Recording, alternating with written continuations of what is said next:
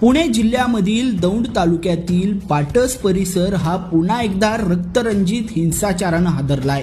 2021च्या दुहेरी हत्याकांडातील आरोपी महेश उर्फ मण्या संजय भागवत याची शुक्रवारी रात्री पुणे सोलापूर महामार्गावर कुरकुंभजवळ क्रूर हत्या करून टाकण्यात आली आहे। या हत्याकांडामुळे जुन्या वैराची ठिणगी भडकली आहे का, याचाच तपास सध्या पोलिसांकडून सुरू आहे।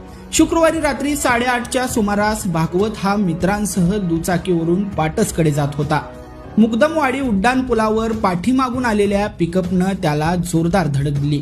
जमिनीवर पडताच हल्लेखोरांनी त्याच्यावर धारदार शस्त्रांनी अनेक वार केले।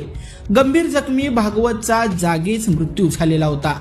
हल्लेखोर पळून गेले असून पोलिसांनी परिसर सील करून तपास हाती घेतलाय।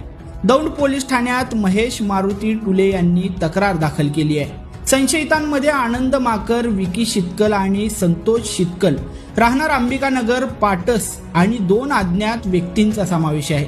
पोलीस निरीक्षक गोपाळ पवार यांच्या नेतृत्वाखाली तपास पथक आरोपींच्या मागावर असून विशेष बाब म्हणजे 4 जुलै 2021 रोजी पाटस तमकडा भागातील शिवम शितकल आणि गणेश माखर या दोघांची हत्या झालेली होती।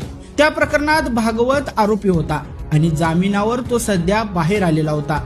म्हणूनच या नव्या हत्येचा जुन्या प्रकरणाशी काही संबंध आहे का, यावर पोलीस सध्या तपास करतायत। दरम्यान या हल्ल्यात जुन्या प्रकरणातील आणखी 2 जण जखमी झाल्याची माहिती समोर आली आहे। पाटस आणि परिसरात पोलिसांचा कडक बंदोबस्त तैनात करण्यात आला असून तणाव टाळण्यासाठी खबरदारी घेतली जात आहे।